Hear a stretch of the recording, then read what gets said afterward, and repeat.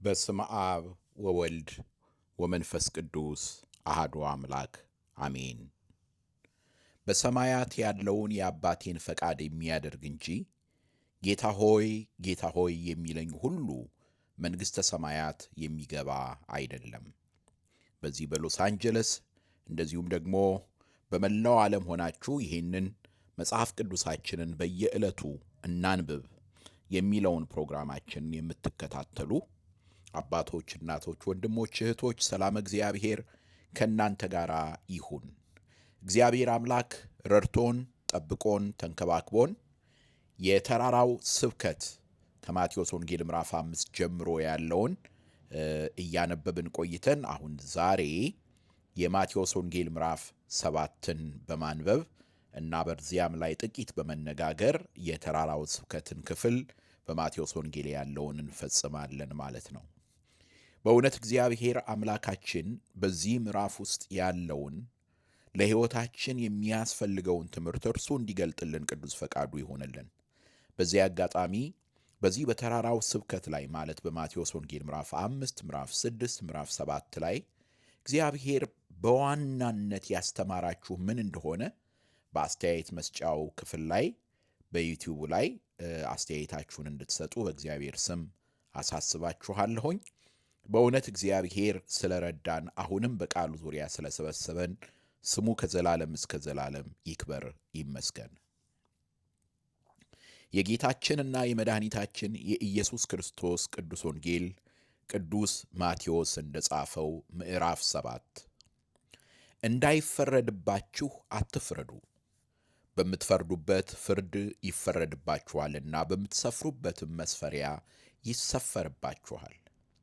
በወንድምህም ዓይን ያለውን ጉድፍ ስለምን ታያለህ? በዓይንህ ግን ያለውን ምሰሶ ስለምን አትመለከትም? ወይም ወንድምህን ከዓይንህ ጉድፍ ላውጣ ፍቀድልኝ እንዴትስ ትለዋለህ? እነሆም በዓይንህ ምሰሶ አለ። አንተ ግብዝ፣ አስቀድመህ ከዓይንህ ምሰሶውን አውጣ፣ ከዚያም በኋላ ከወንድምህ ዓይን ጉድፉን ታወጣ ዘንድ አጥርተህ ታያለህ። በእግራቸው እንዳይረግጡት ተመልሰውም እንዳይነክሷችሁ የተቀደሰውን ለውሾች አትስጡ፣ ዕንቆቻችሁንም በእሪያዎች ፊት አትጣሉ። ለምኑ ይሰጣችሁማል፣ ፈልጉ ታገኙማላችሁ፣ መዝጊያን አንኳኩ ይከፈትላችሁማል። የሚለምነው ሁሉ ይቀበላልና የሚፈልገውም ያገኛል፣ መዝጊያንም ለሚያንኳኳ ይከፈትለታል። ወይስ ከእናንተ ልጁ እንጀራ ቢለምነው ድንጋይን የሚሰጠው ከእናንተ ማን ሰው ነው? ዓሣስ ቢለምነው እባብን ይሰጠዋልን? እንኪያስ እናንተ ክፉዎች ስትሆኑ ለልጆቻችሁ መልካም ስጦታ መስጠትን ካወቃችሁ በሰማያት ያለው አባታችሁ ለሚለምኑት እንዴት አብልጦ መልካም ነገርን ይሰጣቸው። እንግዲህ ሰዎች ሊያደርጉላችሁ የምትወዱትን ሁሉ እናንተ ደግሞ እንዲሁ አድርጉላቸው፣ ሕግም ነቢያትም ይህ ነውና። በጠበበው ደጅ ግቡ፣ ወደ ጥፋት የሚወስደው ደጅ ሰፊ መንገዱም ትልቅ ነውና ወደ እርሱም የሚገቡ ብዙዎች ናቸው። ወደ ሕይወት የሚወስደው ደጅ የጠበበ መንገዱም የቀጠነ ነውና የሚያገኙትም ጥቂቶች ናቸው። የበግ ለምድ ለብሰው ከሚመጡባችሁ በውስጣቸው ግን ነጣቂዎች ተኩላዎች ከሆኑ ከሐሰተኞች ነቢያት ተጠንቀቁ። ከፍሬያቸው ታውቋቸዋላችሁ። ከእሾህ ወይን ከኩርንችትስ በለስ ይለቀማልን? እንዲሁ መልካም ዛፍ ሁሉ መልካም ፍሬ ያደርጋል፣ ክፉም ዛፍ ክፉ ፍሬ ያደርጋል። መልካም ዛፍ ክፉ ፍሬ ማፍራት ወይም ክፉ ዛፍ መልካም ፍሬ ማፍራት አይቻለውም። መልካም ፍሬ የማያደርግ ዛፍ ሁሉ ይቆረጣል፣ ወደ እሳትም ይጣላል። ስለዚህም ከፍሬያቸው ታውቋቸዋላችሁ። በሰማያት ያለውን የአባቴን ፈቃድ የሚያደርግ እንጂ ጌታ ሆይ የሚለኝ ሁሉ መንግሥተ ሰማያት የሚገባ አይደለም። በዚያን ቀን ብዙዎች ጌታ ሆይ በስምህ ትንቢት አልተናገርንምን? በስምህስ አጋንንትን አላወጣንምን? በስምህስ ብዙ ታምራትን አላደረግንምን? ይሉኛል። የዚያን ጊዜም ከቶ አላወቅኳችሁም፣ እናንተ ዓመፀኞች ከኔ ራቁ ብዬ እመሰክርባቸዋለሁ። ስለዚህ ይህንን ቃሌን ሰምቶ የሚያደርገው ሁሉ ቤቱን በዓለት ላይ የሠራ ልባም ሰውን ይመስላል። ዝናብም ወረደ፣ ጎርፍም መጣ፣ ነፋስም ነፈሰ፣ ያንም ቤት ገፋው፣ በዓለት ላይም ስለተመሠረተ አልወደቀም። ይህንም ቃሌን ሰምቶ የማያደርገው ሰው ሁሉ ቤቱን በአሸዋ ላይ የሠራ ሰነፍ ሰውን ይመስላል። ዝናብም ወረደ፣ ጎርፍም መጣ፣ ነፋስም ነፈሰ፣ ያንም ቤት መታ፣ ወደቀም፣ አወዳደቁም ታላቅ ሆነ። ኢየሱስም ይህን ነገር በጨረሰ ጊዜ ሕዝቡ በትምህርቱ ተገረሙ። እንደ ጻፎቻቸው ሳይሆን እንደ ባለሥልጣን ያስተምራቸው ነበርና። ሰማይና ምድር ያልፋል፣ ቃሌ ግን አያልፍም አለ ጌታ ለደቀ መዛሙርቱ። እግዚአብሔር አምላክ ስለ ቃሉ የተመሰገነ ይሁን። እንግዲህ በማቴዎስ ወንጌል ምዕራፍ 5 ላይ የመንግሥቱን ዜጎች ማንነት ባሕርያቸውንና በዓለም ላይ የሚገለጠውን ሕይወታቸውን የዓለም ብርሃን እንደሆኑ፣ የምድር ጨው እንደሆኑ፣ እንደዚሁም ደግሞ አዲሱን ሕግ ወልደ እግዚአብሔር ኢየሱስ ክርስቶስ ሐጋጌ ሕግ እንደሆነ፣ ሕግን የሚደነግግ የሚሠራ እንደሆነ ሊያሳየን አዲሱን ሕግ ሲሰጥ ተመልክተናል። እንግዲህ ይህንን ሕይወት መኖር ደግሞ የምንችለው አዕማድ በመሆኑት በመንፈሳዊ ምግባራት እንደሆነም ደግሞ በምዕራፍ 6 ላይ ተመልክተናል። ምጽዋትን፣ ጸሎትን፣ በጸሎት ውስጥም ደግሞ ከምንም በላይ ለሌሎች ይቅርታ ማድረግን፣ የይቅርታ ሕይወት መኖርን ተመልክተናል፣ አይተናል። እንደዚሁም ደግሞ ጾምን ተመልክተናል። ይህን ስናደርግ ደግሞ ሰማያዊ በሆነው ስፍራ ላይ መዝገባችንን ማስቀመጥ እንደምንችል፣ ለአንዱ ጌታ ለእግዚአብሔር ብቻ እንጂ ለሁለት ጌታ መገዛት እንደማንፈልግ፣ እናም ከጭንቀት ነፃ የሆነ ሕይወት፣ እግዚአብሔርን ያስቀደመ ሕይወት መኖር እንደምንችል ምዕራፍ 6 ላይ ተመልክተናል፣ አይተናል። በዚህ በምዕራፍ 7 ላይ ይህንኑ በእግዚአብሔር መንግሥት ውስጥ የእግዚአብሔርን ሐሳብና ፈቃድ ስናደርግ የምንኖርበትን ሕይወት ጌታችን መድኃኒታችን ኢየሱስ ክርስቶስ ይሰጠናል። የመጀመሪያው አንደኛው የምንመለከተው የምናየው በሌሎች ላይ መፍረድ እንደምናቆም ይነግረናል። እንዳይፈረድባችሁ አትፍረዱ፣ በምትፈርዱበት ፍርድ ይፈረድባችኋልና ይለናል። በተለይ በዚህ ዘመን ክርስቲያኖች ተብለን የምንጠራ በዓለም አደባባይ አንዱ መገለጫችን ይህ መሆኑ ያስገርማል። የሃይማኖታችን ራስና ፈጻሚ የሆነው ጌታ በግልጥ ከነገረን ነገር አንዱ በሌሎች ላይ ጣት ከመጠቆማችን በፊት፣ በሌሎች ላይ የሌሎችን ጉድፍ ለመናገር ከመሽቀዳደማችን በፊት የራሳችንን ሕይወት መመልከት እንዳለብን፣ የራሳችንን ኑሮ ማየት እንዳለብን ይነግረናል። አንዳንድ ጊዜ አንዳንድ ሰዎች ይህንን በተለያየ በተሳሳተ መንገድ ሊተረጉሙት ይፈልጋሉ። ማለት ኃጢአትን ማውገዝ እንደሌለብን ወይም ደግሞ ነውርን ነውር፣ ጸያፍ የሆነውን ጸያፍ ማለት እንደሌለብን አይነት አድርገው የሚያስቀምጡ አሉ። ዶንት ጀጅ ሚ፣ አትፍረድብኝ አይነት ነገር የዚህ ዘመን አዝማች ነው። ስለዚህ መፍረድ የለብንም በምንልበት ጊዜ ስህተትን መናገር የለብንም አይደለም።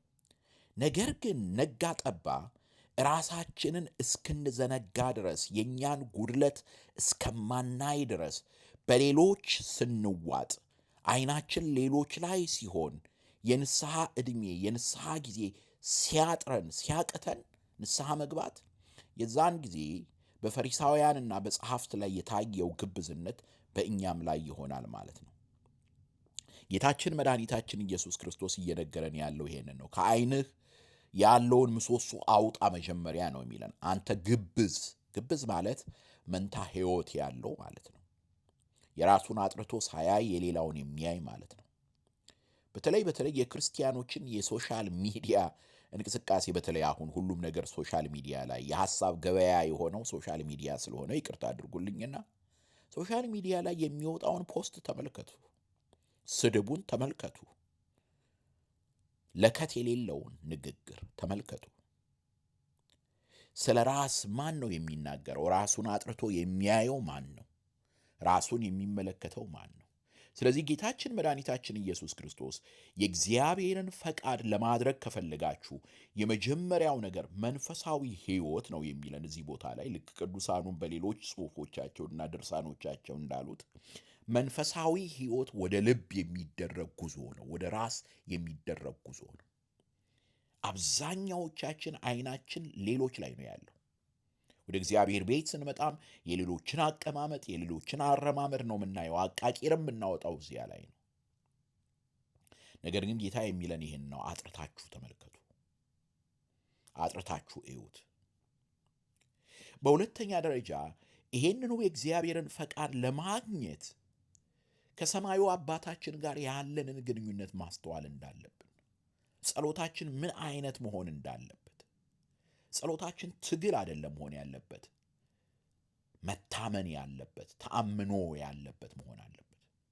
ለምኑ ይሰጣችሁማል፣ ፈልጉ ታገኙማላችሁ፣ መዝጊያን አንኳኩ ይከፈትላችሁማል። ማንን ነው የምናንኳኳው? ማንን ነው የምንለምነው? የሰማዩን አባታችንን፣ ከኛ ከክፉዎቹ የበለጠ ርኅሩህ የሆነውን እርሱን ማየት እንዳለብን፣